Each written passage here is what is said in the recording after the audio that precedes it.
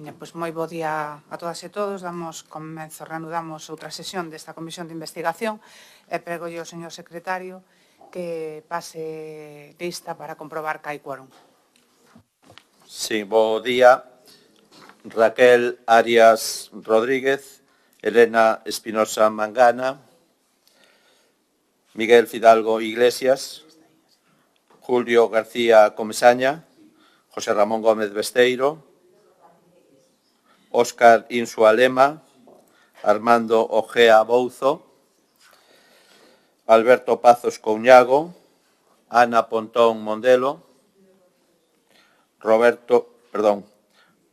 Montserrat Prado Cores, Roberto Rodríguez Martínez, Cristina Sanz Arias, Iago Tabarés Pérez Piñeiro, Étel Vázquez Mourelle. E a mesa está, por lo tanto, hai quórum. Moi ben, pois moitas gracias. Hoxe damos a benvida ao primeiro dos comparecentes da sesión do día de hoxe, a don Juan Carlos Aladro Fernández, conselleiro maior do Consello de Contas, dende a súa elección por unanimidade no Pleno do Parlamento de Galicia o 23 de xullo do ano 23. Podría tamén facer unha longa presentación poñendo en valor a súa ampla trayectoria profesional, pero non é o obxectivo desta comisión. Simplemente pois darlle a benvida, agradecerlle a súa comparecencia e informalo de como se desenvolve a sesión. Ten unha primeira intervención de 15 minutos. Posterior a esa intervención dáse rolda a todos os grupos parlamentarios por tempo de 8 minutos. Terá vostede outros 8 minutos de réplica. Volvemos a dar rolda a todos os grupos parlamentarios por tempo de 3 minutos e pechará vostede con 3 minutos tamén. Reitero o meu agradecemento. Bo día a todos e todas e comeza a súa comparecencia. Perdón. Moitas grazas, señora presidenta. Bo día a todos e a todas as presentes. Comparezco ante esta comisión co propósito de que a miña intervención sea de utilidade para a investigación que están vostedes a desenvolver en relación coa contratación pública da Administración Autonómica. Antes de comenzar, quixera subliñar o feito de que fun citado a comparecer en calidade de conselleiro maior do Consello de Contas e, por lo tanto, en representación da institución. E por isto que tanto nesta primeira exposición como nas réplicas ás preguntas que a continuación me formulen, evitarei omitir opinións ou facer valoracións que vayan máis alá do estricto contenido dos informes da fiscalización cuyos feitos, conclusiones e recomendacións reflicten a posición institucional do Consello respecto dos asuntos tratados. Aclarado este aspecto, permítame que introduzca a exposición refiriéndome a las funcións que ten atribuídas ao Consello de Contas de Galicia. Como saben, foi creado polo Estatuto de Autonomía nos artigos 53.2 e regulado pola Lei 6/1985 de 24 de xuño. É o órgano competente para a fiscalización externa da xestión económica, financiera e contable do sector público da Comunidade Autónoma de Galicia, así como para o asesoramento en este Parlamento en materia económico-financiera e exerce as súas funcións con plena independencia. Para garantir unha correcta xestión das finanzas públicas, asumiu desde o ano 2015 a función da prevención de corrupción no ámbito do sector público da Comunidade Autónoma. A función de fiscalización centrase en comprobar a veracidade e integridade e exactitude das contas das entidades públicas, asegurar o cumprimento da súa normativa que regula a súa actividade e comprobar que os plans e programas públicos se executan conforme os principios de economía, eficiencia e eficacia. Non comprende a exigencia de responsabilidade contable ou de outro tipo que se sustanciará no seu caso ante o Tribunal de Contas ou ante os tribunais ordinarios de xusticia. Porén, se no exercicio da súa función fiscalizadora o Consello de Contas advirte a existencia de indicios de responsabilidade contable, dará traslado das correspondentes actuaciones ao Tribunal de Contas para que este efectúe o asuizamento delas. Así mesmo, se se observan indicios de delito nos feitos ou conductas obxecto de fiscalización, comunicaraos ao Ministerio Fiscal coa maior celeridade posible. Os resultados das fiscalizacións plásmanse a través de informes que, ademais de analizar a xestión pasada e presente, suxiren recomendacións de bo goberno e mellora dos servicios para o futuro. Os informes son obxecto de debate público neste Parlamento a través de unha comisión específica e publicados de forma aberta no portal web do Consello de Contas. Por outra banda, como ya dicen, dende o ano 2015 o Consello asumiu a función de prevención de corrupción que comprende tanto a colaboración coas administracións na elaboración de instrumentos de prevención de corrupción, como a comprobación dos sistemas que se poñen en marcha, o asesoramento sobre os instrumentos normativos ou de fomento da sociedade civil no comportamento ético nas súas relacións con o sector público. O enfoque preventivo do modelo elixido deixa fora as funcións de investigación ou de represión da corrupción, máis propias de oficinas antifraude. Para a realización de todas estas tarefas, o Consello conta coa profesionalidade e cualificación do seu personal, principal activo da institución que traballa conforme aos parámetros técnicos para formular opinións e conclusión contrastadas acerca da xestión pública e dos seus resultados. Todo isto nun compromiso ético que impulsa as decisións da institución e o seu persoal baseado nos valores de integridade, independencia e objetividade. Centrándome xa no seto concreto desta comisión, a contratación pública da Administración Autonómica constitúe unha das prioridades de fiscalización do Consello de Contas, debido ao elevado volumen de recursos públicos que xestiona. Tamén no ámbito da prevención da corrupción foi identificada como unha das áreas máis susceptibles de dar lugar a riscos de gestión irregular ou de fraude. A nosa lei reguladora atribúenos especialmente a función de fiscalizar os contratos celebrados por a Administración Autonómica nos casos en que así se establezca ou que o Consello de Contas o considere conveniente. En exercicio desta atribución, abordamos a fiscalización da contratación en diversos tipos de traballos. En primeiro lugar, nos informes de conta xeral da Comunidade Autónoma ou de Sergas, onde se efectúan análisis de contratación sobre a óptica de execución orzamentaria. Estas comprobacións céntranse nos capítulos de gastos correntes e investimentos que concentran a práctica totalidade da actividade contractual da Administración. O obxectivo fundamental que se persigue é determinar o correcto rexistro orzamentario do gasto contractual e o cumprimento dos principios de concurrencia, de competencia, que inspiran o sistema de contratación pública, en especial da contratación menor. O segundo tipo de traballos que realizamos son as fiscalizacións específicas en materia de contratación, onde se analizan aspectos concretos de actividade contractual dende a óptica do cumprimento de legalidade. Cito a modo de exemplo algúns dos informes máis recentes, como o informe de fiscalización dos criterios de adxudicación e da motivación das contratacións realizadas por as entidades instrumentales da Comunidade Autónoma Galega, ou o informe de fiscalización do impacto da pandemia COVID-19 no ámbito de contratación del Sergas, ou o informe de fiscalización do sistema de rendición de información contractual do sector público autonómico. Por último, tamén realizamos auditorías operativas que analizan a contratación de grandes infraestructuras dende o punto de vista de eficiencia do gasto. É o caso do informe sobre a eficiencia da colaboración público-privada das autovías galegas ou do informe de fiscalización do contrato de concesión do Hospital Álvaro Cunqueiro, de Vigo, aos que me referirei máis adiante. O contido dos informes específicos emitidos como resultado das fiscalizacións de cumprimiento varía en función dos obxectivos concretos e do ámbito subjetivo e objetivo que se delimiten para cada actuación. Porén, os traballos do Consello de Contas adoitan poñer o foco en aqueles incumplimientos que afectan a principios básicos de contratación, como a transparencia, a concurrencia ou a non discriminación e igualdade de trato dos operadores económicos. Algúns dos que se analizan de xeito recorrente agrupados en función da fase do procedimento na que se producen son os seguintes. Na fase preparatoria, compróbanse extremos como que a demanda de bens ou servicios correspondan a unha necesidade real que non se favorezca a determinados licitadores ou que non se elisan procedimentos inadecuados que limiten a concurrencia. Na fase de licitación ou adxudicación, un dos principais riscos analizado é a adxudicación irregular directa mediante o uso indebido da contratación menor por alguna das seguintes causas: que se utilice para necesidades previsibles de carácter periódico ou recorrente, que se supere o límite cuantitativo das prestacións, que se fraccione o obxecto de contrato ou que non se respeten as regras de compatibilidade polo adxudicatario ou, por último, que non se publique no perfil do contratante o portal de transparencia. Por último, na fase de execución, algunhas das principais comprobacións que se realizan teñen que ver con que non se producirán desviacións do contratado inicialmente a través de modificaciones contractuales, que non se reciberan prestaciones deficientes ou de calidad inferior ás percibidas polo adxudicatario ou que non se exixiran responsabilidades por incumplimientos contractuais. Os resultados destas análises figuran a súa disposición nos informes aprobados polo Consello de Contas e publicados na nosa páxina web. a meirande parte deles tamén foron presentados ante este Parlamento mediante comparecencia do Conselleiro Maior no seo da Comisión Permanente non Legislativa de Relacións co Consello de Contas.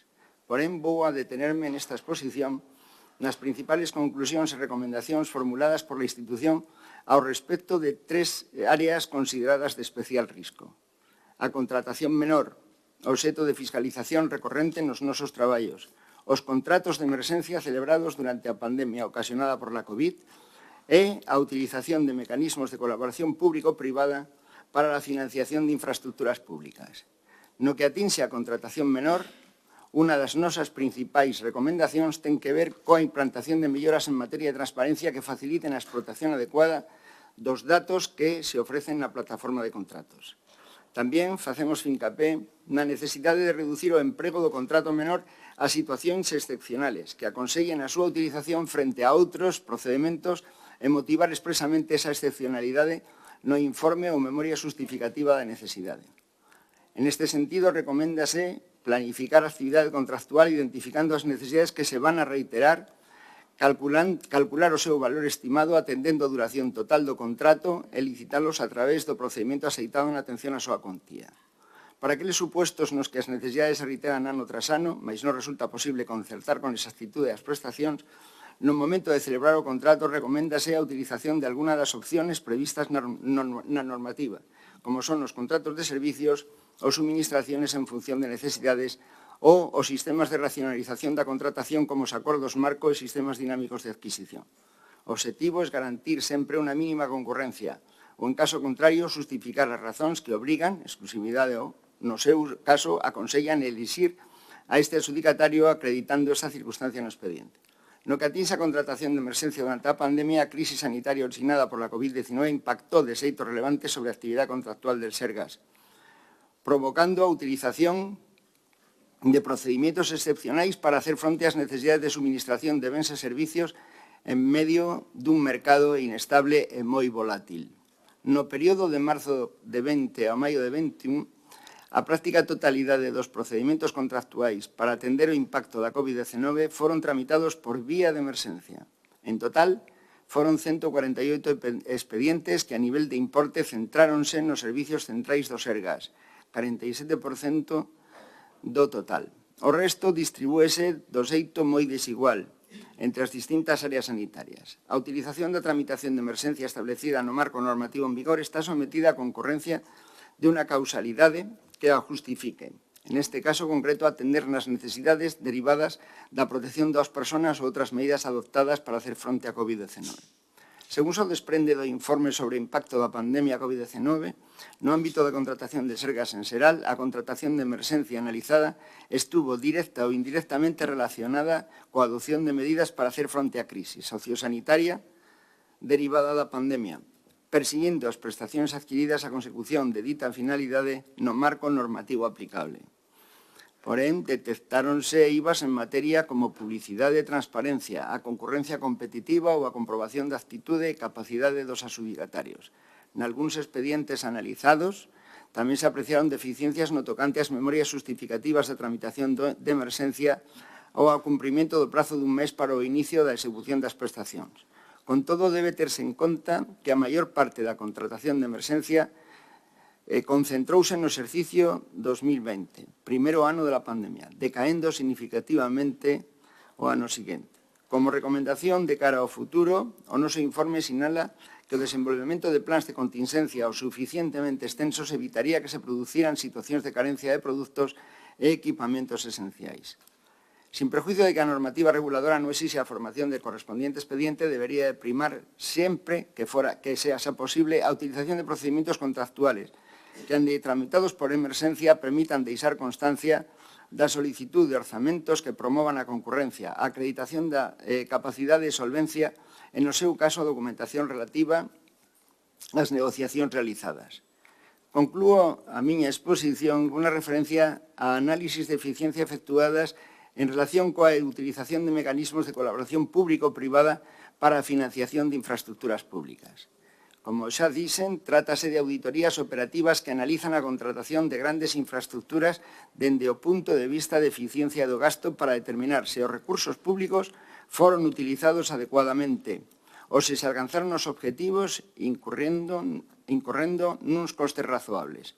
A comunidade autónoma fixo uso destas fórmulas en materia de infraestructuras de transporte e tamén de sanidade. O Consello de Contas aprobou no ano 23 un informe sobre a eficiencia da colaboración público-privada nas autovías galegas que realizaba unha análise comparativa en términos económicos entre a alternativa público e a pública-privada para as autovías que se analizan. Froito dese análisis, o informe, a cuxo contenido me remito por cuestións de tempo, ofrece opinión fundamentada sobre os efectos positivos e negativos derivados destas concesións a partir da avaliación das decisións adoptadas pola Xunta de Galicia e do seu impacto económico nos fondos públicos.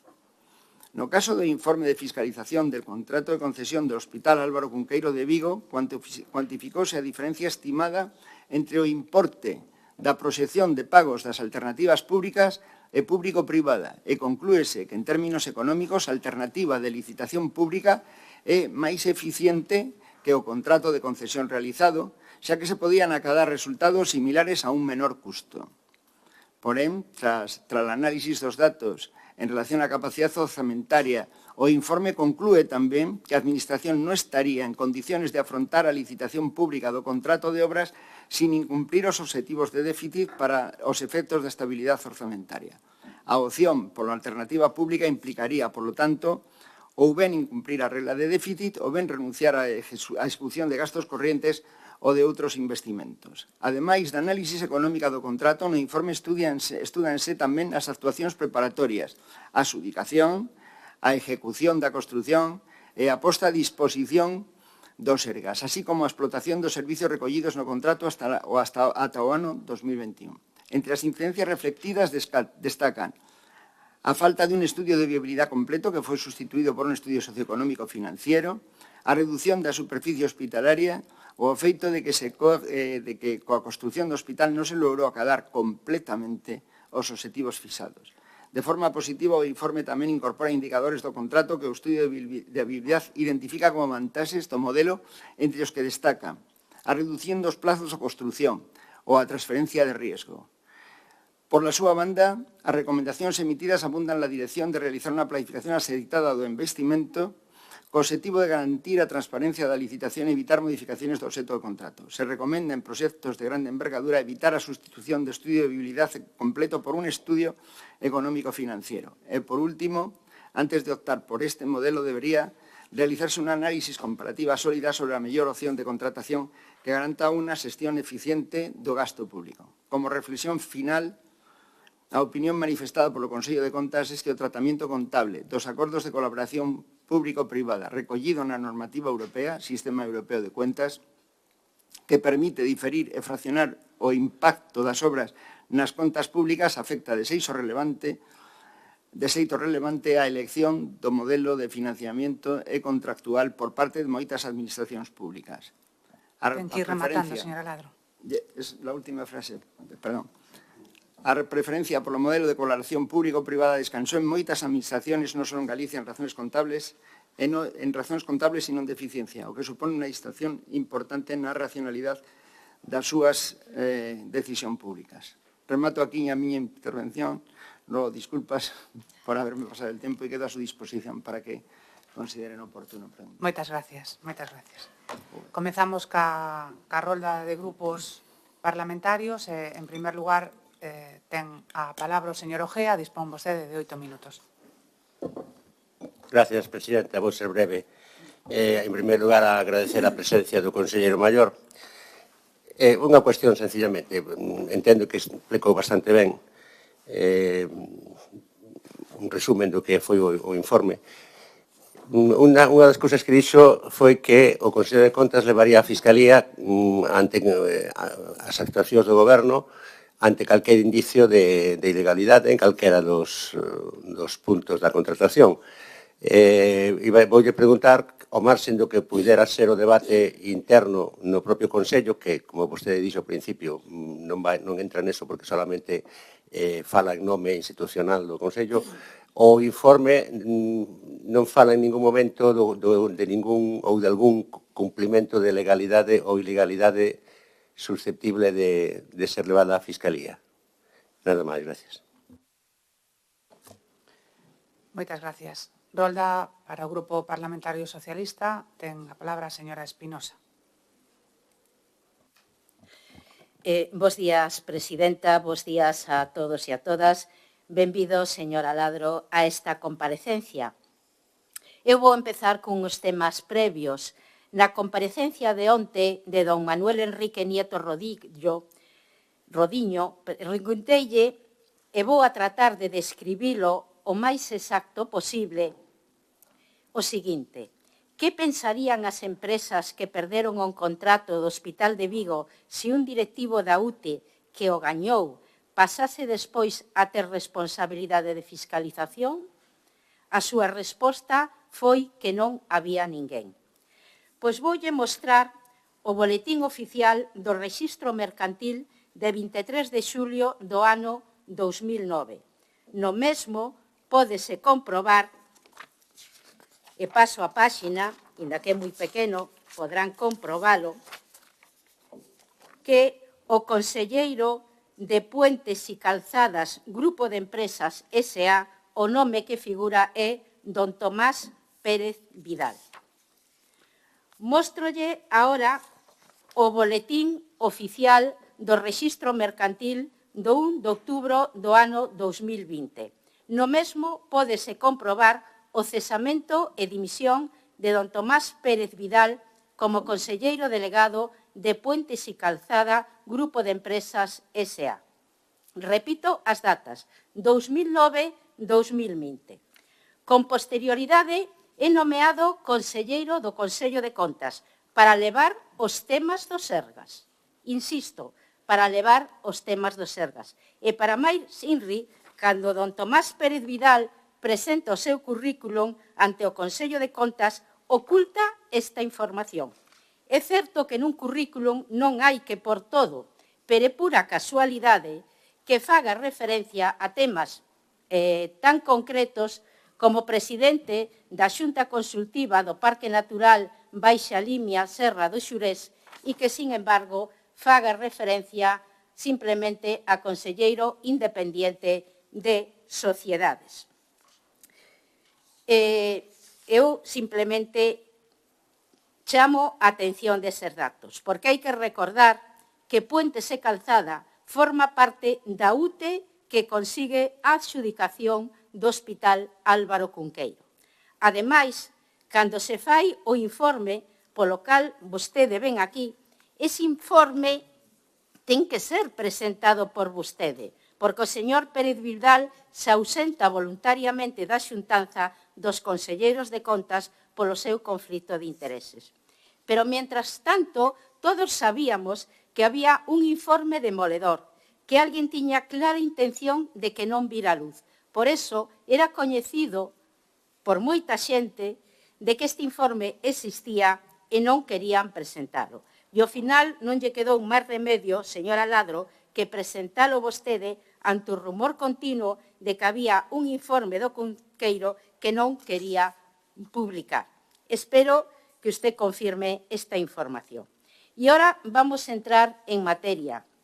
E vamos a entrar en materia, é certo que usted fixo un relato moi grande de cale a labor que fai o Consello de Contas, que eu coincido totalmente con ese relato. Tamén dixo que a profesionalidade da institución era moi alta e que o seu millor activo era o seu personal, e tamén coincido totalmente con vostede. Pero non me vai a dar tempo entrar en todos os temas, e si me vou a centrar no tema do Álvaro Cunqueiro. Porque esta realmente debería ser unha das comparecencias máis importantes desta comisión dende o punto de vista do Grupo Socialista. Porque nós lemos moitas veces o informe que vostedes fixeron, o cal agradecemos, e a conclusión para nós é que esa colaboración pública-privada da que usted fala, elexida por o goberno galego e presidida por o señor Feijóo, foi nefasta para as arcas públicas, foi opaca. Non se coñece ese estudio previo de viabilidade sobre as distintas opcións contractuales máis eficientes. Foi menos eficiente económicamente e supuxo un sobrecusto de casi 500 millóns de euros.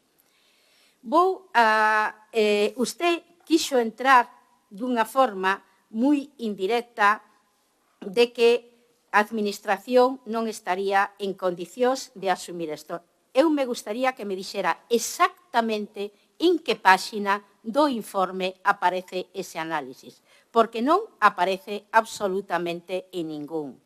E, dende logo, eu lle podo asegurar que sí se podía facer unha financiación pública e que o goberno bipartito presidido por Emilio Pérez Touriño sí fixo o estudio para poder financiar ese hospital con fondos públicos. Pero é que máis, insisto moito, estamos falando de separar, tal como din vostedes, a parte de adxudicación de obras de a parte de adxudicación de explotación dos servicios que se externalizan e tamén da parte comercial que se externaliza. Pero hai máis temas no que me gustaría, non quero conocer a súa opinión ou a súa valoración, sí, a opinión do Consello de Contas, porque vostede quen ten a máxima responsabilidade. E en temas tan concretos como se houve ou non modificación sin xustificar da superficie útil en dúas ocasións, se houve ou non modificación do plazo concesional sin modificar tamén, se houve tamén, perdón, pensei que se dirixía a min, perdón, sí, bueno, para que poida ir máis despacio. Si vos parece, serei un pouquiño máis flexible, dado que probablemente esta comparecencia sexa das máis importantes, así que tómese o tempo, se estades de acordo todos os grupos, ser un pouco máis flexible. Perfecto, pois volvo para atrás e lle pregunto. Lle preguntaba a señora Ladro se houve modificación sin xustificar da superficie útil hospitalaria en dúas ocasións. A segunda pregunta é se houve modificación do plazo concesional sin motivar.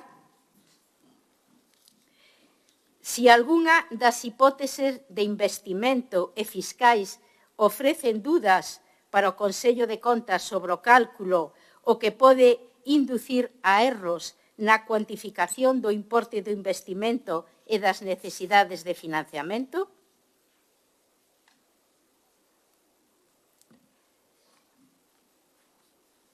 Se o perímetro polo que se fai a contratación ten ou non ten amparo legal na legislación e na lei do contrato do sector público, e aquí entro un pouco a especificalo para non causarlle pérdida.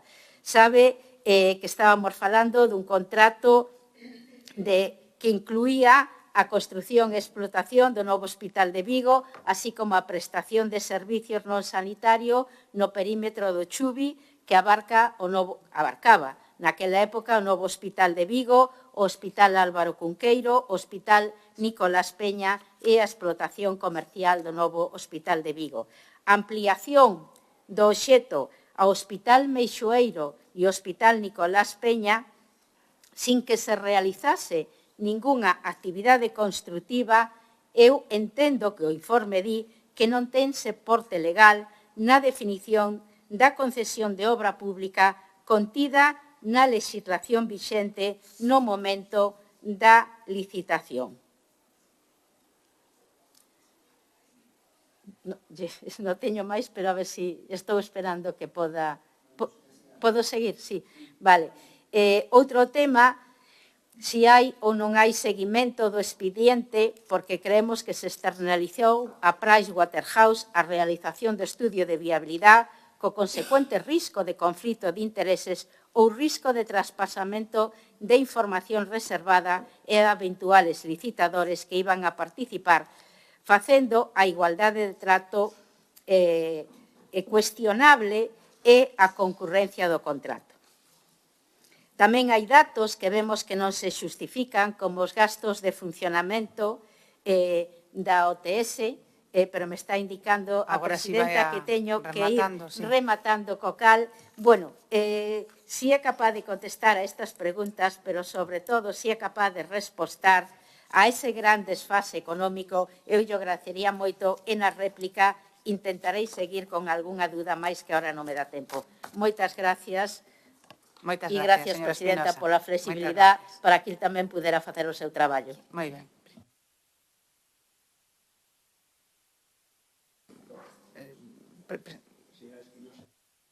Vai a facer unha aclaración que non entendeu unha das consultas. Le ruego que me disculpe. En la penúltima pregunta, el seguimiento de Pricewaterhouse, ¿está usted refiriéndose al seguimiento de la fase de ejecución? Es que no me he orientado muy bien con la última pregunta. Es por ser lo más preciso posible en las respuestas que le voy a dar. Antes de la OTS, justo en ese momento hace usted una pregunta respecto a Pricewaterhouse. ¿Me puede repetir esa pregunta? Es que no le he entendido si se refiere a la fase de ejecución o estamos hablando a la fase previa de planificación. Le ruego que me disculpe porque a lo mejor es un problema mío y no. Sí, gracias, señora Ladro. Eu me estaba referindo a que, efectivamente, Pricewaterhouse fai un informe dos da viabilidade, pero tamén despois xa o seguimento nas fases do expediente. Gracias. Quenda do Grupo Parlamentario do Bloque Nacionalista Galego ten a palabra a señora Prado Cores. Grazas, presidenta. Moi bo día, señor Aladro. Eu, antes de máis, quero agradecerlle en nome do BNG a súa comparecencia e a labor profesional que fai o Consello de Contas. E digo isto porque, ao longo das comparecencias que xa se teñen producido en esta comisión de investigación, vostede sabe que o Partido Popular impuxo o seu plan de traballo e as persoas a comparecer, non aceptou absolutamente ningún comparecente a proposta dos grupos da oposición, neste caso ningunha do BNG, nin documentación que non fora a que propuxo o Partido Popular, non? E, polo tanto, todas as persoas que veñen, vostede de momento non, bueno, pois están incidindo no discurso do Partido Popular, porque na súa inmensa maioría son cargos que estiveron no goberno da Xunta ou con relación directa co Partido Popular, non? E as persoas que por aquí foron pasando, exconselleiras e outros cargos, o xerente da concesionaria, fixeron bastante fincapé en poñer en cuestión o informe do Consello de Contas fundamentalmente respecto do Álvaro Cunqueiro, non? Digo yo, bueno, pois para que, supoño que vostede xa está ao tanto, non? Pero para que o sepa, que parece que é un órgano creado por este Parlamento, pois non se lle dá logo a credibilidade que debería darse. No BNG, en principio, sí, non? E do informe que publicou o Consello de Contas e se fixo público no verán deste ano, saltaron as alarmas, non? Porque en el establecíase toda unha serie de cuestións, estou me referindo a Álvaro Cunqueiro, tamén os informes sobre os contratos de emerxencia e outros sobre contratos menores, non? Saltou a alarma porque había un organismo oficial que poñía negro sobre blanco, non? Porque a sospeita sobre como actuou o Partido Popular desde a Xunta de Galiza para a construción do Álvaro Cunqueiro xa viñan de moito antes, non? E, de feito, en este Parlamento solicitouse unha comisión de investigación para esclarecer todo ese proceso e que o Partido Popular votou en contra, non? Porque insiste continuamente en que non ten nada que ocultar, mas logo négase a querer esclarecer as cuestións. Mais o informe do Consello de Contas, efectivamente, puxo datos no informe, non? E entre eses datos está que a licitación escollida polo Partido Popular para a construcción do Álvaro Cunqueiro e a decisión de licitar conxuntamente construción e servizos non sanitarios supuxo que se pagaran 470 millóns de euros si se fixera dun xeito separado, por un lado construción e por outra adxudicación de servizos, ademais de significar unha merma na concurrencia de outras empresas, non? Eso pono no informe, non? Co cal empezamos xa con unha cantidade, é dicir, o Partido Popular pudo optar, non? Por a construción e pagar a construción. Para tal fin, a licitación foi por un importe de 474 millóns de euros e logo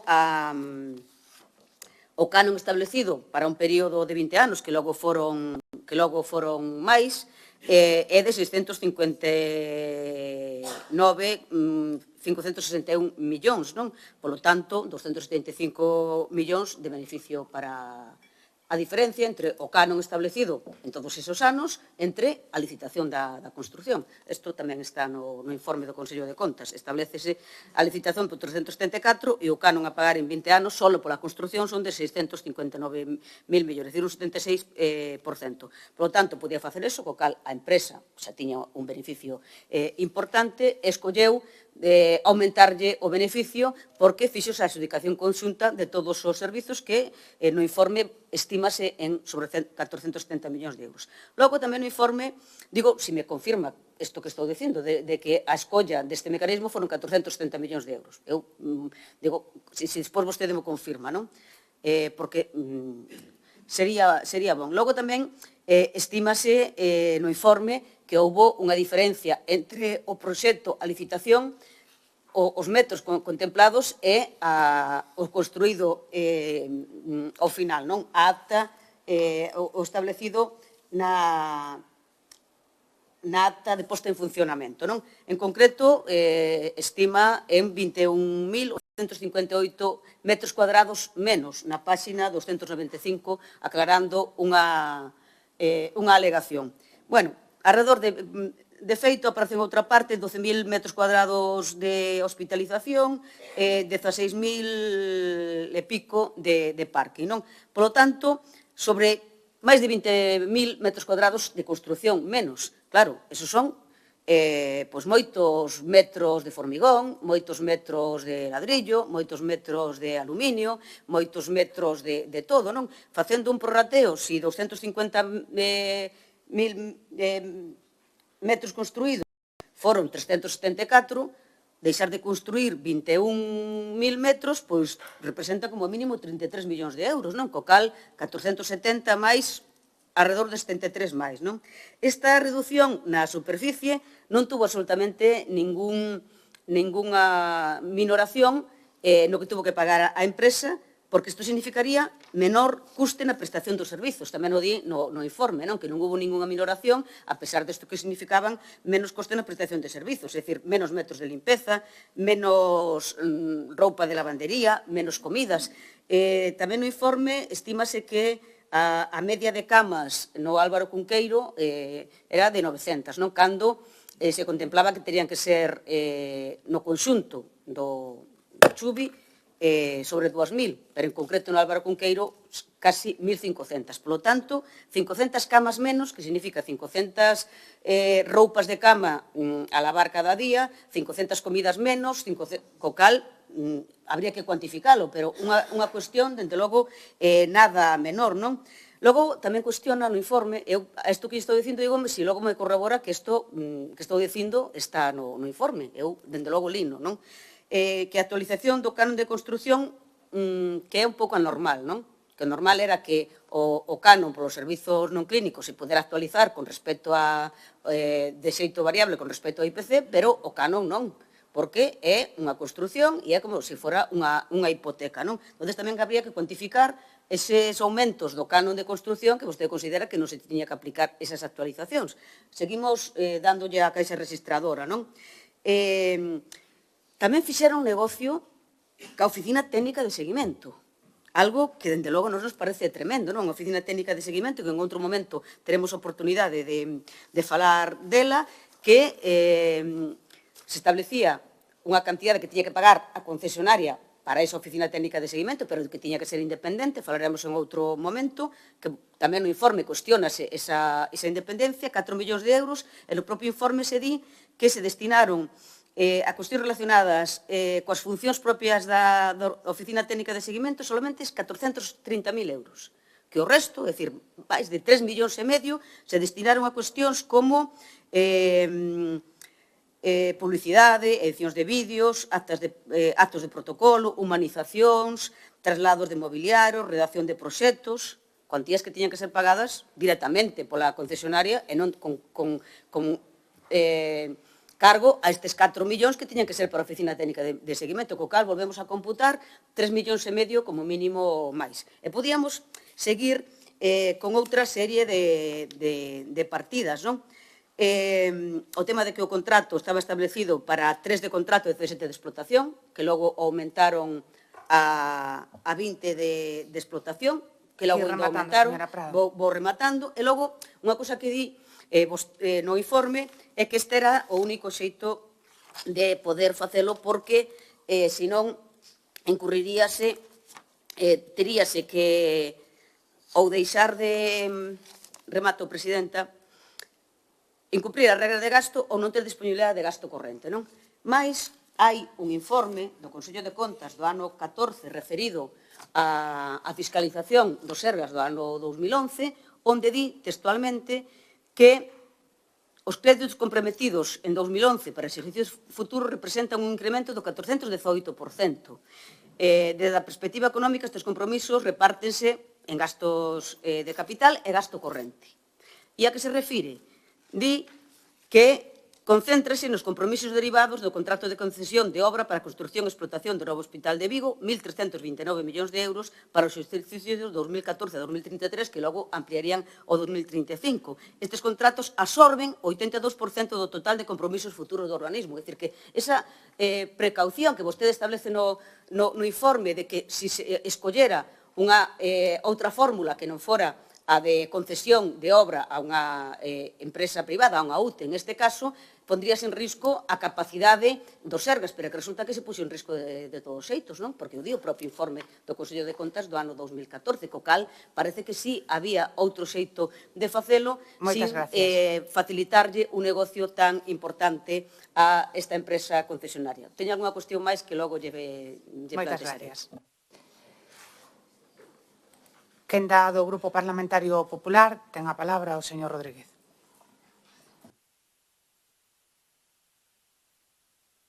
Bo día, grazas, señora presidenta. Bo día, señor Aladro, para que quede xa de entrada meridianamente claro. Este grupo quere, en primeiro lugar, agradecerlle a súa presencia. Hoxe aquí e agradecer e mostrar todo o seu respecto pola labor de control e fiscalización externo do sector público autonómico que fai o Consello de Contas e que ten desenvolvido nos informes emitidos nos asuntos que son obxecto desta investigación. Hai moitas cousas que se dixeron relativas a eses informes, interpretación interesadas, máis ou menos afastadas da realidade, e por iso nos entendemos que é especialmente relevante contar coa súa presencia e que, por boca do Consello de Contas, fale o Consello de Contas. E por iso resulta sorprendente que, aínda que o Grupo do Bloque Nacionalista Galego agradeza tamén a súa presencia, e sendo promotor desta comisión, non propuxera no seu plan de traballo nin a súa comparecencia, nin a de ningún doutro membro do Consello de Contas. Sorprendente, igual que a ausencia hoxe, dada a relevancia da súa comparecencia dos voceiros dos grupos da oposición. Indos aos ámbitos concretos da labor do Consello, no campo desta comisión de investigación, o primeiro que cumpre analizar o informe de fiscalización do contrato do concesión de Hospital Álvaro Cunqueiro. Desde a súa publicación hai unha cuestión que ten acaparado o debate ao redor das súas conclusións. Houbo ou non houbo sobrecusto?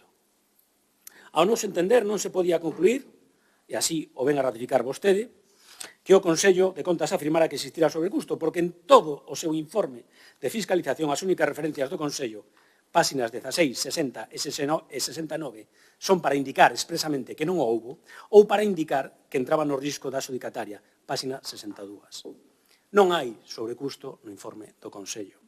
O que afirmaba, e así o ven ratificar o Consello Maior o Consello, era que a alternativa da licitación separada da obra por un lado dos servicios por outro daría resultados similares a un menor custo.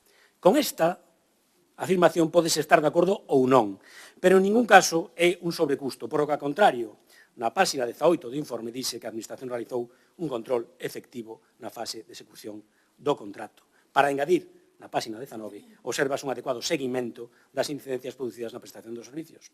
Por tanto, o Consello que fixo foi unha comparación teórica de dúas alternativas, aínda que ao mesmo tempo, e así o acaba de recoñecer tamén o conselleiro maior, recoñece implícitamente a inviabilidade na práctica dunha delas, a que considera menos custosa, ao dicir expresamente, tome nota, señora Espinosa, páxina 17, a licitación da obra baixo a modalidade anterior exixiría a renuncia da Administración á execución de gasto corrente ou de outros investimentos para cumprir co obxectivo de déficit para os efectos da estabilidade orzamentaria. Negro sobre blanco, señora Espinosa. Sobre esta cuestión se teñen pronunciado varios comparecentes, como o señor Menéndez, a señora Mosquera, ou onte mesmo a señora Fernández Currás, que afirmou, é certo, categóricamente, que esa alternativa non era posible, pois calquera modelo de financiamento que supusera que o investimento computara como débeda da comunidade autónoma a efectos de estabilidade orzamentaria era imposible por dúas razóns. Porque non tería sido autorizada polo Goberno do Estado e porque no caso de selo as condicións de financiamento serían ou inalcanzables ou inasumibles a vista de, por un lado, a liquidación negativa de 2.500 millóns de euros herdada polo Goberno de Núñez Feijóo a súa chegada á Xunta no ano 2009, herdanza de vostedes, do bipartito, e por outra, polas condicións do mercado dos anos 2010 e 2011, rating de España, a triple A da débeda, a regla de gasto ou a falla de financiamento por parte da Unión Europea. E por iso, non respetamos o criterio do Consello, pero non compartimos, e o igual que a señora Fernández Currás, entendemos que a licitación separada da obra non era unha alternativa viable. E insisto, o propio Consello o recoñece implícitamente e hoxe vou apuntar novamente o conselleiro maior. Pero para que non quede dúbida, pregunto expresamente, señora Ladro, no caso de asumir como certa a imposibilidade desa alternativa, existiría esa diferencia de custo teórica? E pregunto tamén, a vista do exposto, considera vostede que a situación de débeda de 2.500 millóns de euros do bipartito e o contexto de crise dos anos 2010 e 2011 poderían influir no resultado do cálculo de esa alternativa, se fora posible? Sobre outras cuestións relacionadas, gustaríame destacar especialmente a reducción da superficie construída no Álvaro Cunqueiro. Nós defendemos que non existe esa reducción pese a modificación do plan funcional. E non significa que desprecemos o traballo do Consello, para nada. Por qué? Porque o informe únicamente ten en conta a magnitude da superficie útil hospitalaria, criterio que respectamos, pero non compartimos. Nós entendemos que a magnitude correcta para determinar as posibles variacións entre o proxectado e o executado debe ser a superficie construída. Por qué? Bueno, pois porque, por exemplo, do proxecto básico ao prego de contratación, xa se decidiron por parte da Administración non executar, por parte da Administración, non executar 13.500 metros cuadrados coa conseguinte reducción do prezo de execución en 17 millóns de euros. Porque, posteriormente, a Administración modificou o plan funcional e propuso unha nova ordenación dos espazos, distinta do proxecto básico, máis eficiente, pero sin reducción da superficie construída. E porque, probablemente, como consecuencia desa nova ordenación de espacios, é polo que o Consello de Contas exclúe da análise determinadas partes que figuraban no proxecto básico e que sí foron executadas, pero que no informe non computan como superficie construída, pese a ser necesarias para o funcionamento do hospital. Refírome á planta quinta que alberga todas as instalacións do edificio, que de estar distribuídas por todo o edificio como estaba no proxecto inicial, seguramente sí serían computadas como superficie construída. Por tanto, a cuestión que lle trasladamos neste ámbito, señor Ladro, é se tendo en conta este criterio, que non foi o que utilizou o Consello, e o respectamos, de comparar superficies construídas en proxecto e obra, non existiría tal reducción. Gostaríamos, se é posible, que nos claresara esta cuestión. Sobre outros aspectos, mire, eu vou a respetar a súa intervención e vou a esperar a que sexa vostede mesmo que responda a algunhas das cuestións que se teñen planteado polos grupos da oposición. Eu non sei se tenen tempo, non é o que máis me preocupa, pero que veño de escoitar algunhas cousas que si teño tempo na réplica sí que me gustaría destacar. Pero agora vou centrarme, insisto, no importante, que ninguén se despiste. Outro dos ámbitos, obxecto desta comisión e sobre os que ten informado o Consello, é o da contratación de emerxencia durante a pandemia. Esta contratación foi auditada polo Consello de Contas e tamén fiscalizada polo Goberno do Estado. Por lo tanto, foi sometida a un doble control e ata onde nós sabemos se entacha ou reparo algún de legalidade. A primeira cuestión que ten que ver con isto ten que ver coa transparencia, porque a oposición insiste en afirmar que non se puso a disposición do Consello de Contas toda a contratación realizada polo Sergas.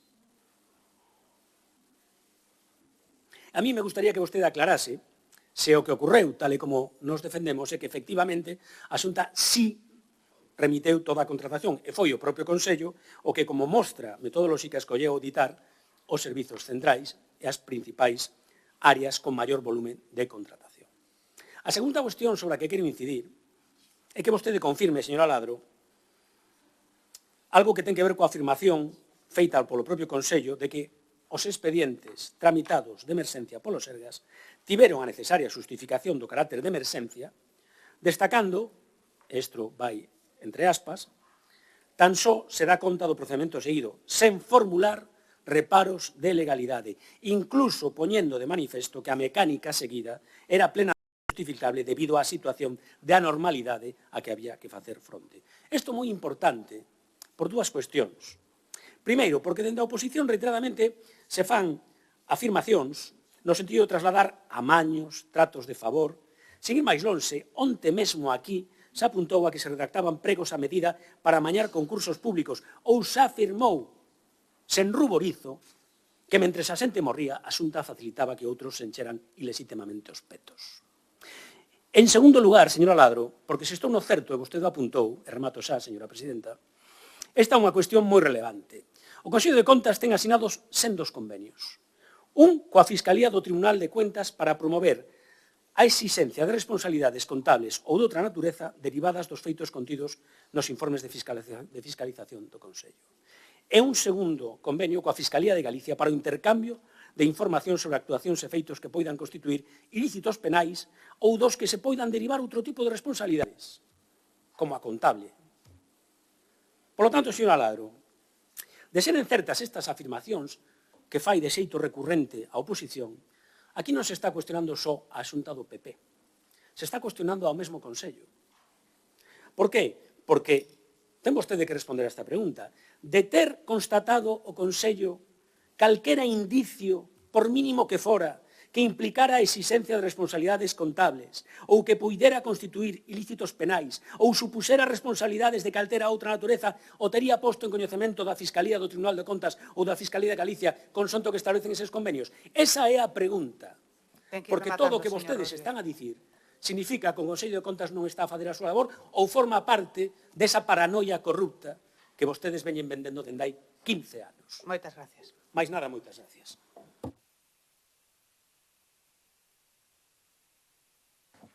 Ten vostede o segundo turno, señora Aladro. Bueno, vamos a deixarlle un e medio máis ou menos, que foi o que disfrutaron todos.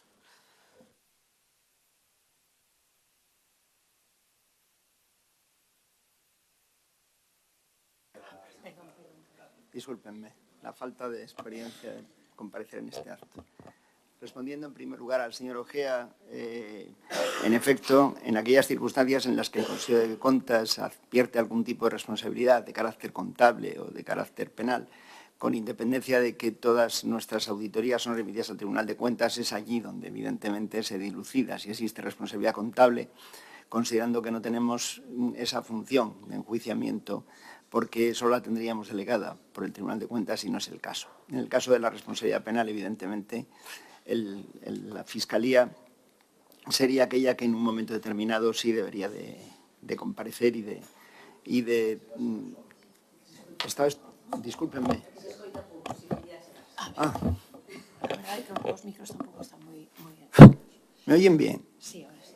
Perdonen, les decía que sí, sería la Fiscalía la que en un momento determinado tendría la oportunidad de intervenir, naturalmente atendiendo no solo a los convenios que tenemos cifrados con ellos, sino también a la propia responsabilidad que se deriva de nuestra forma de actuación. En cuanto a las preguntas formuladas por doña Elena Espinosa, representando al Partido Socialista, la primera va referida a uno de los consejeros del Consejo de Contas. En efecto, el BOE aparece el 23 de junio del 2009, que forma parte de esta empresa, de Puentes y Calzadas. don Tomás Pérez Vidal. El 1 de octubre del 2020 cesa y en el 21 aparece como consellero del Consejo de Contas, encargado de la llevanza del Sergas. Si ustedes me permiten, les hago un retrospectivo histórico de la fiscalización en atención al informe de fiscalización del contrato del Álvaro Cunqueiro. Miren, en la primera hoja del mismo pueden ustedes leer que el plan de trabajo del Consejo de Contas para el año 2017 incluye informe de fiscalización del contrato del Hospital Álvaro Cunqueiro, en adelante NHV, siendo a su finalidad el análisis de contratación de la concesión de obras públicas para la realización del proyecto técnico. El plan de trabajo del 2022 incluye la reprogramación de dicho informe y amplía el objeto inicial de la fiscalización a la ejecución del contrato hasta el ejercicio 2021. El señor Pérez Vidal no intervino de ninguna manera en esta fiscalización. Esta fiscalización, en el momento en el que yo llego al Consejo de Contas y en el año 2023, es el momento en el que se inicia ese proceso de fiscalización y él no interviene, es más, se abstiene en todo momento de participar en dicha fiscalización. Por tanto, entendemos que esto es así. Quiero rebatir una de las cuestiones que usted ha puesto de manifiesto. No existía un informe previo. Le puedo asegurar que no existió nunca un informe previo. La primera escaramuza de informe que existe respecto de esta cuestión es, tras esa reprogramación, mi intervención en el año 2023. Por tanto, niego esa afirmación de forma radical. Bueno, como digo, era un informe que inicialmente se debió hacer en el año 2017 y que, sin embargo, el plan de trabajo del 2022 hace aparecer en un momento determinado. Bien, respecto a las cuestiones referentes a la colaboración pública-privada, a que fue nefasta o no fue nefasta, bueno, esto es un criterio de carácter subjetivo, yo no voy a entrar en él, pero sí les quiero hacer una referencia, y con esto ya voy a contestar a varios de ustedes, a algunas de las valoraciones que se hacen respecto de la misma. Miren, la valoración de eficiencia no es una valoración sencilla. La fiscalización del contrato se hace sobre una auditoría fundamentalmente de regularidad. Esta auditoría de regularidad integra a su vez varias auditorías más. Una auditoría de cumplimiento de legalidad, una auditoría financiera y, por último, una auditoría en la que se emite opinión. Es una auditoría operativa. Esta última tiene como objeto la evaluación de la eficacia y de la eficiencia, la valoración de si hay que hacer algo porque se tiene que hacer y, además, si además se hace bien. Es una herramienta muy consolidada a la hora de hacer la valoración económica de esta cuestión, el utilizar, sobre todo en grandes infraestructuras, un método que, como les digo, es muy consolidado. Es el value for money, es el aplicado por el Consejo de Contas en su informe. En el análisis de value for money se implica una combinación de análisis cuantitativo y cualitativo. Por su parte, el Consejo incorpora en la evaluación de la eficiencia, si van ustedes a la página 67 de nuestro informe, el análisis cuantitativo, aplicando ese valor, el value for money, lo que implica comparar en términos económicos la comparación, la fórmula de contratación aplicada frente a la contratación pública tradicional, con el objeto de determinar si la concesión representa una opción más favorable. A tal efecto, es necesario calcular el VFM. Es calcular, a los efectos de calcular el value for money, es necesario calcular el valor anual neto de los pagos en cada opción, que permite determinar el valor presente referido al momento de la adjudicación, de los flujos de caja y convertirlo en un indicador numérico para poder hacer la comparación entre ambas modalidades. Es muy importante que cojan el cuadro 5 del informe, si lo tienen a mano, y ahí se hace la valoración. Ahí se compara el valor anual neto con IVA y sin IVA.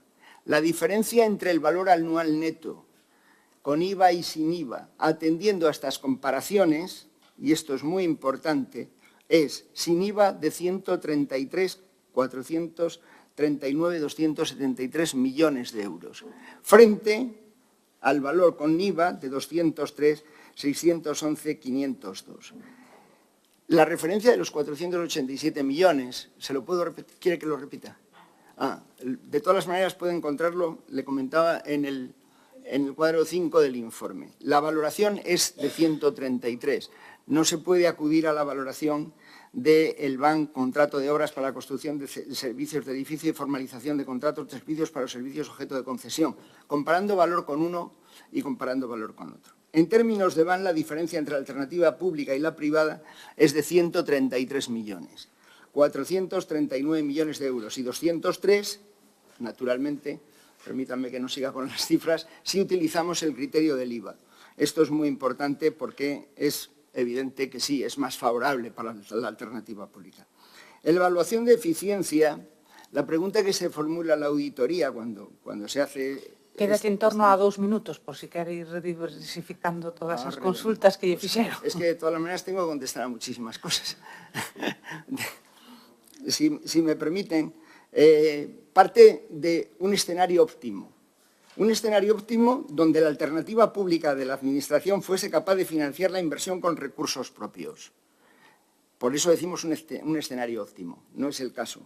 El estudio de viabilidad del contrato incorpora una serie de ventajas adicionales que aparecen al folio 67 del informe, como por ejemplo la reducción de los plazos de construcción, el pago diferido del coste de la infraestructura, la transferencia de riesgos, que no es una cuestión menor y a ella me referiré, el mejorar el rendimiento de los recursos públicos e incentivar la conservación de la infraestructura. Todo esto aparece reflejado en el informe, si ustedes van a la página 71.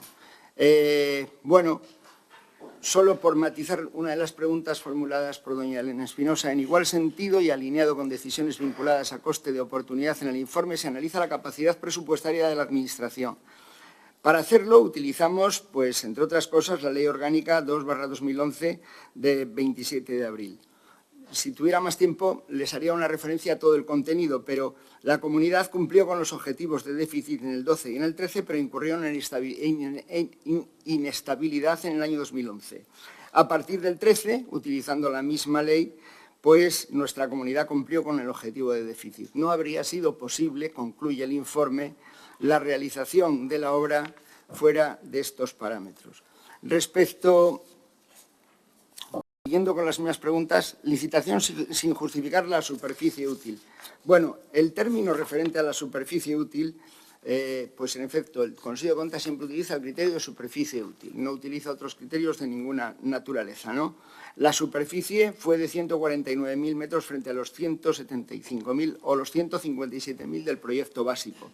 Una vez aprobado y adjudicado el contrato, se modificó el plan funcional y se aprobó una redistribución de espacios. La reducción de la superficie hospitalaria, y vuelvo a insistir, sí, siguiendo los criterios de superficie útil, fue de 11.792 metros, lo cual, a nuestro entender, pone de manifiesto el Consejo, supone una planificación insuficiente.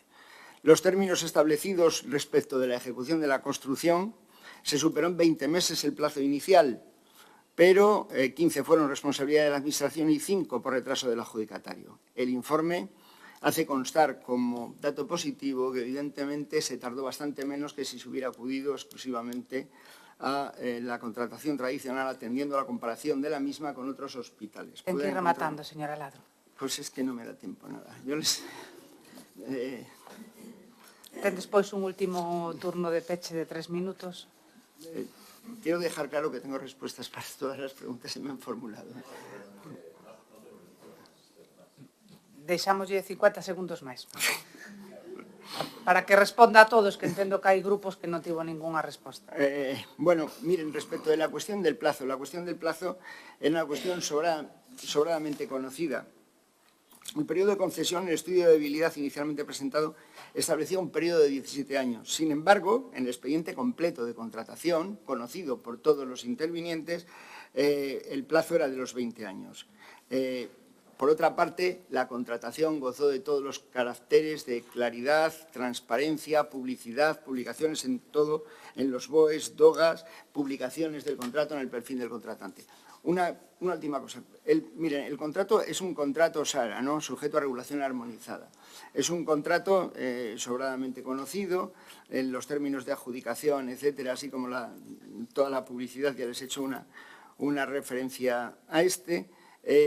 Y respecto del informe previo, o sea, informe del estudio de viabilidad realizado por la empresa Pricewaterhouse, el Consejo lo que hizo fue una crítica de ese informe porque nosotros consideramos que no era suficiente, ¿no?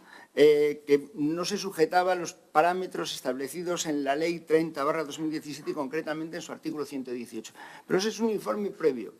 Hemos de decir, porque así lo dice el informe, que sin embargo no intervino dicha empresa en forma alguna en todo el momento posterior, ni naturalmente en el desarrollo del contrato, como hacía referencia doña Elena, por eso le hice la pregunta específicamente. En ningún caso. Ahí la Administración ha estado especialmente diligente sobre el control de la concesión y es cierto que evidentemente pues, ha habido un ingente número de pleitos, todos ganados por esta. La última referencia, ya si quieren, bueno. Venga, la última, va. No, la última quizás fuera al perímetro concesional. Es cierto, es muy difícil ubicar ese contrato dentro de las características tradicionales de la legislación vigente en el momento en el que el contrato fue realizado. ¿Por qué? Porque sí ampliaba el perímetro concesional a 2 hospitales distantes unos 6 kilómetros de distancia en trazo lineal recto y a lo mejor a 1 kilómetro más, 7 en trazos de circulación, que son el Nicolás Peña y el Hospital Meixoeiro de Vigo. Nada más, perdonen si me he extendido demasiado, pero es que los tiempos... Bueno, é todo moi importante todo o que está contando e, además, todos os grupos estaban de acordo que fora flexible, así que non van a recriminar que se excedera. Continuamos da segunda rolda dos grupos... Pecho o micro, si fai favor. Continuamos coa segunda rolda dos grupos parlamentarios. Ten novamente a palabra o señor Ojea. Sí, nada, presidenta. Creo que non o permite o reglamento, pero eu cedería o meu tempo se eu quixese xestionar de algún xeito ao señor conselleiro maior para que seguise abondando nas respostas ás preguntas que se lle fixeron na primeira quenda. Especialmente a que fixo tamén o Partido Popular, que ainda non se respondeu. Gracias. Teño que dicirlle para a súa tranquilidade que o seu tempo que tiña agora, que era 3 minutos, xa o disfrutou, porque aos 8 engadinlle 3, así que realmente o seu obxectivo foi compartido. Pero poño en riba da mesa que vostede lle cede para que lle conteste o Partido Popular. A xenerosidade se cadra aínda é maior, non? Ten agora a palabra a voceira do grupo do Partido Socialista, a señora Espinosa. Gracias de novo, presidenta. Señora Ladro, nos pasa a todos o mesmo, non nos chega o tempo para decir o que queremos. Pero eu quero empezar dicindo que nos valoramos moitísimo o traballo que fai o Consello de Contas. O digo aquí, o dixen no pleno deste Parlamento, yo seguirei repetindo reiteradamente donde faga falta, pero sí lle digo unha cosa, me deu moitísimo onte as palabras da señora Fernández Currás cuestionándose o seu traballo e me gustaría que pudera escoitalas. E ora unha aclaración, por si non me expresei ben ou non nos entendemos ben.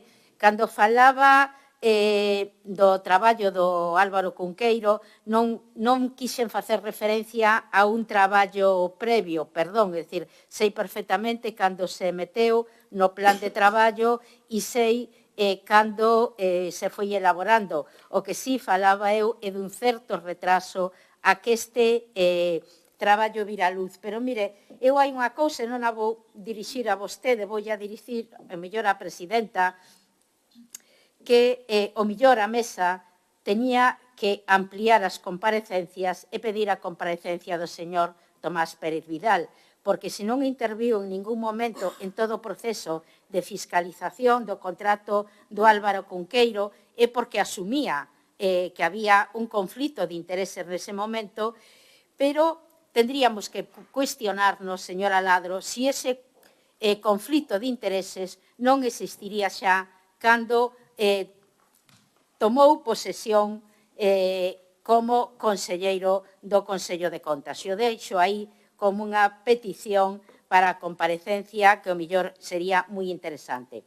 E ora volvemos o informe. Eu lle agradezco moitísimo que haxa ratificado aquí moitas das cousas que lemos e que estábamos pondo continuamente encima da mesa e que o Partido Popular negaba continuamente. E, ademais, o Partido Popular ten unha forma de ir retorcendo as interpretacións de tal forma de sacalas do contexto que decía. Eu xa sei que non houbo o sobrecoste no sentido estricto que decía hoxe o señor Rodríguez, porque si efectivamente, perdón que o vou aclarar, porque si efectivamente isto se adxudica por 20, simbólicamente, e se gastan 20, non houbo ese sobrecoste, que ese retorcemento que quere facer hoxe o señor Rodríguez. Pero o que di o Consello de Contas é que a alternativa, eu direi 1000 veces, que a alternativa da licitación de obra por unha banda e a licitación de contratos de servicios por outra foi o que levou a ese sobrecuste. É dicir, que foi a fórmula elexida, unha fórmula elexida sin haber estudios previos. Non se ría, porque esta é a triste realidade, os máis de 470 millóns de euros que nos costou a todos, por non facer estudios previos. Eu aquí quero decir moi claro e alto que sí hai alternativas para que eso non computara en déficit público. Non se quixeron escoller. Esa foi a alternativa da Xunta de Galicia e do Partido Popular. Coller a alternativa que máis lle favorecía e non a mellor pos intereses dos galegos e das galegas. E reitero meu agradecimento, señor Aladro, e unha pena que non pudera estar usted en máis comparecencias para ir polo miúdo e para poder ter a ratificación do que ustedes escriben neses gran informes, que de novo agradezco. Moitas gracias. Moitas gracias, señora Espinosa. Quenda do Grupo Parlamentario do Bloque Nacionalista Galego, señora Prado. Grazas, presidenta. Primeiro, foi público notorio, porque saliu nos medios de comunicación, que o Consello de Contas decidiu trasladar ao Tribunal de Cuentas o informe referido a Álvaro Cunqueiro por se había responsabilidade contável. Digo, porque parece que o diputado do Partido Popular non o lera, non? Mire, eu antes non tuve en tempo o relato do Partido Popular, e vostede o contempla no informe, non? É que con este mecanismo escollido, non, de concesión de obra, os riscos se transfiren directamente á empresa concesionaria, non? Eu vai permitirme que lle diga que iso non foi así. Por qué? Bueno, vostede no informe di que a hipótese de financiamento para o desenvolvemento de infraestructura di que está basado que a estrutura de financiamento mediante achegas dos accionistas da concesionaria mediante suscripción de financiamento alleo con entidades financiadas negociado con base do risco do proxecto. Incluso é máis. Onte, a señora Fernández Currás, conselleira de Facenda aquela altura, dixo que era normal ese canon tan elevado e demais porque nun momento de tanta incerteza, porque xa estaba aí a crise de 2008, a empresa corría moitos riscos e o financiamento nos bancos privados pois era moi costoso e demais, non? Bueno, no mesmo informe, señor Aladro, di que non se considera a posibilidade de que o investimento poida estar financiado a través do Banco Europeo de Inversións ou outros axentes públicos. Mais a realidade foi que sí estuvo financiado co Banco Europeo de Investimentos e a través do ICO. Dixo a señora Rocío Mosquera aquí neste Parlamento, que era a xerente do Sergas no ano 2009 e logo conselleira de Sanidade, dixo que conseguir o financiamento fora unha cuestión moi ardua e que foi a través do Banco Europeo de Investimentos e do ICO que se conseguiu que avalaran este proxecto e, polo tanto, darlle robustez ao proxecto. E dígolle máis, non? Normalmente, na información que fai público o Banco Europeo de Investimentos, constátase a referencia ao empréstimo concedido para o novo proxecto de Vigo. Mentras outros investimentos aparecen como prestataria a entidade concesionaria ou a entidade bancaria que fai de intermediaria, en este caso aparece a Xunta de Galiza, co cal parece evidente que a Xunta garanteu e afianzou este proxecto. Pode vostede logo consultalo, non? Co cal, esa transferencia do risco pois non se produceu porque foi a Xunta de Galiza no momento en que quebrou unha parte da empresa concesionaria da UTE que lle buscou o financiamento, co cal eso non é así. Tamén unha das bases que vostede agora dixo no informe e que repite continuamente o Partido Popular é que isto imposibilitaría, porque vostede di que de non escollerse este mecanismo ou non se cumpliría a regla de gasto ou comprometeríase o gasto corrente. Mas a realidade é que eu fixen de referencia a este informe do Consello de Contas do ano 2014, onde se di que ese gasto corrente que estaba comprometido, porque eses 100.000 e pico de millóns de euros comprometidos para exercicios futuros, comprometía o 82% dos compromisos e incrementou un 448%, e que o 46% diso se computaba a gasto corrente, co cal non se cumpleu tampouco esa premisa, porque vostedes saben perfectamente que esta fórmula, os pagos dos canos se computa en gasto corrente, co cal comprometeuse igual o gasto corrente. Gustaríame que vostede mo aclarara. Ten que ir rematando, señora Prado. E, polo tanto, eu antes fixenlle unha serie de... Se afirmaba ou se reafirmaba, señor Aladro, nunha serie de cuestións contempladas no informe a respecto de ter escollido licitar conxuntamente supuxo pagar, podíase ter escollido outra fórmula e facelo con esa fórmula supuxo pagar 470 millóns de euros, eu agradezo que vostede o trasladara a euros contantes de agora, pero que non estamos referíndonos ao momento onde se tomaron as decisións, porque trasladados a euros contantes de agora tamén podíamos trasladar os 374 millóns de euros da adxudicación, tamén podíamos, pero estamos referidos ao momento que se tomou a decisión. En ese momento puderonse ter aforrado eses 470 millóns de euros e, ademais, no futuro, porque podía estar prestando empresas a menor coste, co cal todo ese gasto podría ter sido menor. Tamén lle preguntei polos metros cuadrados de menos, canto significaría, todo eso me gustaría que sea posible que vostede... Moitas gracias.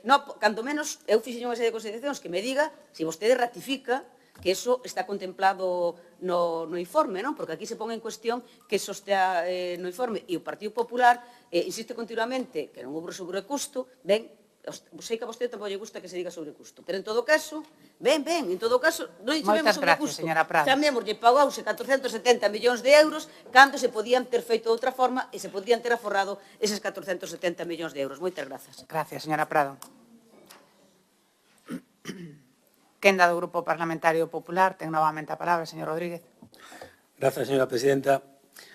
A verdade é que tiñamos algunha dúbida de se leran ou non leran os informes do Consello de Contas. Do que non temos ninguna dúbida é que non escoitaron ao conselleiro maior o que dixo hoxe aquí, porque están a dicir exactamente o contrario do que acaba de dicir. Se yo estaba a dicir, señora Prado, o propio conselleiro maior. Mire, eu penso que todos temos unha idade aquí, que nos criamos vendo aqueles telefilmes americanos, verdade? Onde se trataba de inocular no suizo aquelo da dúbida razonable. Miren, aquí non hai dúbida razonable. A dúbida razonable é un puntiño alonsadísimo deste Parlamento. Aquí non hai caso. E acaba de quedar clarísimo. Dixo o señor Aladro na súa primeira intervención e na segunda o volvió a decir, cando falaba desa alternativa. Dixo na primeira que efectivamente non se estaba en condicións de facer ou de afrontar un financiamento público. E na segunda dixo que a comparativa se facía partindo dun escenario óptimo. E literalmente lles dixo, non é o caso, non hubiera sido posible. Pero claro, vostedes eso pois non lles interesa. Miren, vou intentar centrarme no importante, non? Que é complicado escoitando algunhas cousas. Home, señora Espinosa, que veña vostede aquí a decir que respetan profundamente ao Consello de Contas, cando a parte principal da súa intervención foi poñer en dúbida a honorabilidade dun anterior conselleiro maior, é que, home, por favor, resulta que agora nese relato da paranoia corrupta que vostedes levan 15 anos espallando por Galicia adiante, é corrupto que un conselleiro maior precisamente se absteña por pulcritude ante unha posible causa de incompatibilidade. E vostede ven aquí, e como se fora do Bloque Galego, apártese deso, o lanza aí o ruedo, tira esa pedra, esconda a man e logo ven aquí a dicir que canto respetan ao Consello de Contas. Por favor, señora Prado, é dicir, son tantas cousas. Mire, claro, que vostede para falar das superficies e dos cartos fai un prorrateo, como se todas as unidades de obra costaron a mismo. Home, eu penso que aquí todos máis ou menos algunha vez reformaríamos un baño. Por favor, un pouquiño de rigor, o mínimo. Igual que diferir ese prorrateo do 14 do ano 2014 ao ano 2035. Home, precisamente para respetar a regla de déficit. Esa yo dixo na primeira intervención o señor Aladro.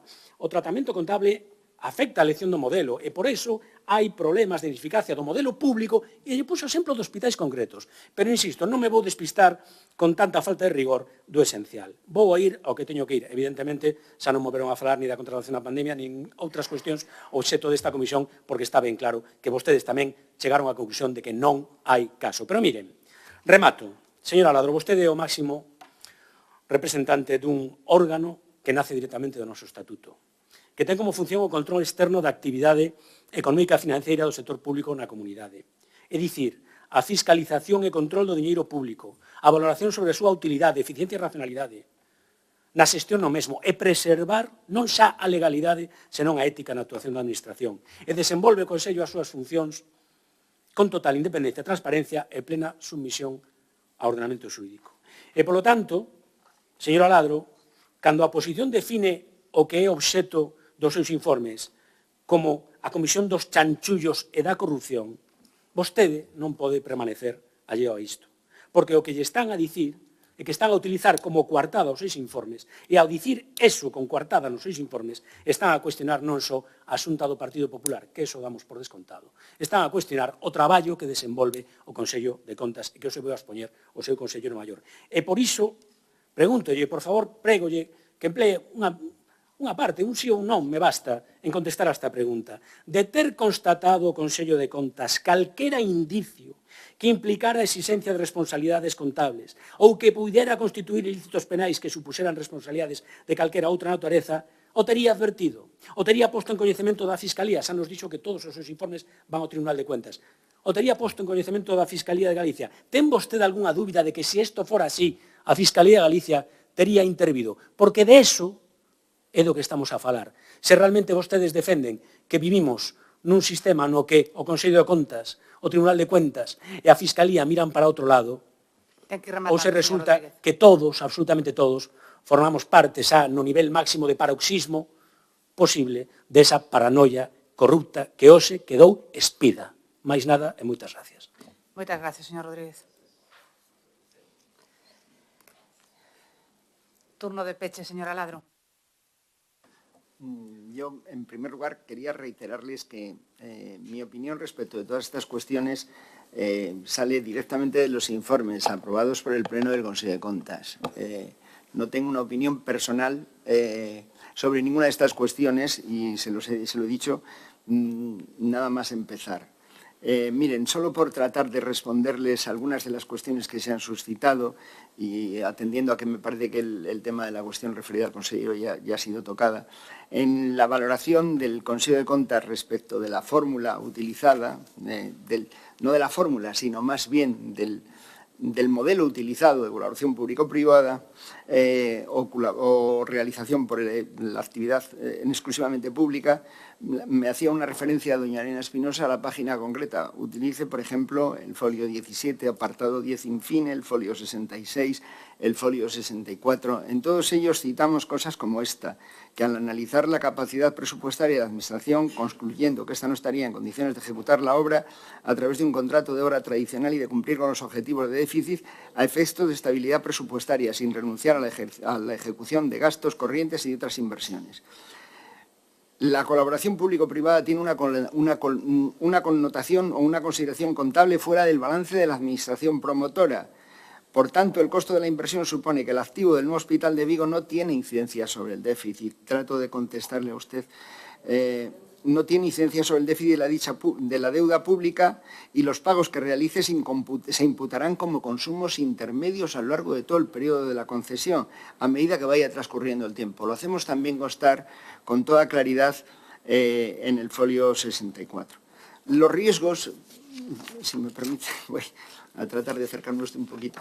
El tema de los riesgos es un tema que no es menor. Es fundamental poner de manifiesto que la Administración transfirió todo el riesgo, salvo dos riesgos en concreto. Uno, el primero, el de la puesta a disposición, fundamentalmente, pero transfirió el de demanda, el de reposición, el de conservación, el de la prestación de servicios no dinerarios y también el de financiación.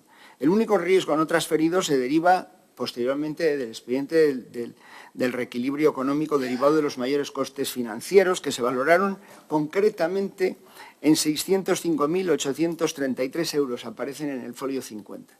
La Administración presentó un recurso sobre esta cuestión que dio lugar a una modificación de esa valoración de riesgo que quedó reducido y en 237.214, atendiendo a la valoración de las cláusulas previstas en el pliego. Aparece también en el informe en los folios 50 y una referencia al folio 15. Por tanto, entiendo que sí que se transfirieron los riesgos. Y eso es lo que determina, perdóneme, doña Monse, eso es lo que determina de alguna manera la modificación de los cánones.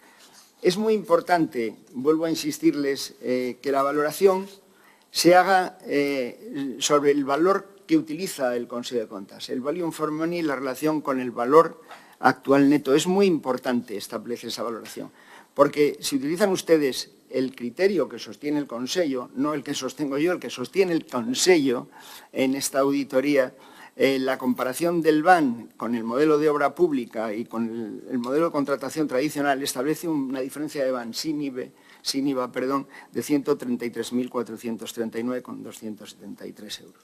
Perdón, 133.439.273 euros. ¿Hay alguna cosa más de las que preguntaron con antelación que me gustaría contestar? No sé si, ¿cómo voy? Pues bueno, vamos a dejarlo un minutito más. Bueno, el tema de la OTS. Es muy importante valorar la OTS. Mire, si en la valoración de la OTS se hubiera obtenido que faltaba alguna cantidad de dinero, pues evidentemente esto sí hubiera dado lugar a responsabilidad contable. Es cierto que dentro de los fines principales de la OTS, a la que hacía usted referencia en varias ocasiones, es supervisar y controlar el cumplimiento de la ejecución del contrato. Fue encomendada a Galaria. Sin embargo, la empresa pública de servicios sanitarios, a pesar de la encomienda que recogía la posibilidad de que lo hiciera, también cabía la posibilidad de que fuera contratada con terceros. La encomienda estaba realmente correctamente formulada, pero en la práctica la contratación y el pago de servicios lo realizó directamente la concesionaria, limitándose Galaria a supervisar la contratación y las facturas emitidas. Entre los gastos aparecen 1.979.000 euros por la Oficina de Control de Calidad, los gastos de elaboración y entrega de muestras y ensayos, 1.978.000, y los gastos de la OTS hasta un máximo de 3.957.000. La fiscalización del Consejo de Cuentas requirió toda la documentación relativa a las facturas emitidas. Bien, en cuanto a los 3.970.000, la Oficina de Control de Calidad y los gastos derivados de la elaboración fueron correctamente acreditados. Se acreditó su realización, así como su pago. En relación a los gastos de la OTS, la Administración aportó facturas y acreditó el pago de 3.376.000. La cantidad de 710.259 euros son gastos de publicidad de obras en ejecución, confección, edición de vídeos, documentos audiovisuales, etc. Realmente son adjudicados a la OTS, pero los gastos, el dinero, fue pagado para todas estas partidas, igual que la cantidad de 337.000 euros e igual que la cantidad de 917.000, que fueron gastos posteriores de consultoría, traslados de mobiliario, relación de proyectos técnicos referentes al ámbito del Hospital de Vigo. Por eso entendemos que el dinero, en síntesis, no faltó en forma alguna, sin perjuicio de que la adscripción contable a la OTS fuera distinta de aquella que correspondía. Espero haberle podido contestar a todo. No sé si... perdón. La pregunta era... Es que ya... Tienen ustedes que disculparme. Hombre, naturalmente, si hubiera existido algún tipo de ilícito penal que se derivara de cualquier fórmula utilizada como forma de malversación o forma de defraudación, hubiese sido remitido por el Consejo de Cuentas a la Fiscalía. Y todo ello sin perjuicio de que, vuelvo a reiterar, todas nuestras actuaciones son remitidas al Tribunal de Cuentas. Pois, moi ben, remata a comparecencia do señor Aladro e como fixen con todos os comparecentes, agradezo a súa presencia aquí, o esforzo da súa intervención e moi especialmente pois o traballo que desempeñan durante todo o ano, esa función fiscalizadora que comproba o efectivo sometemento da actividade económica, financiera e contable do Servicio Público Autonómico de Galicia, ao ordenamento xurídico e ao principio de racionalidade determinado con criterios de eficiencia e economía. Iso é o que nos garantiza estar nun Estado de Dereito. Moitísimas gracias e rematamos esta primeira comparecencia. Como saben vostedes, o seguinte comparecente non pode estar hoxe con nós, explicouse onte, e suspendemos a comisión hasta as 13 horas, que será o comparecente don Antonio Gómez Camaño.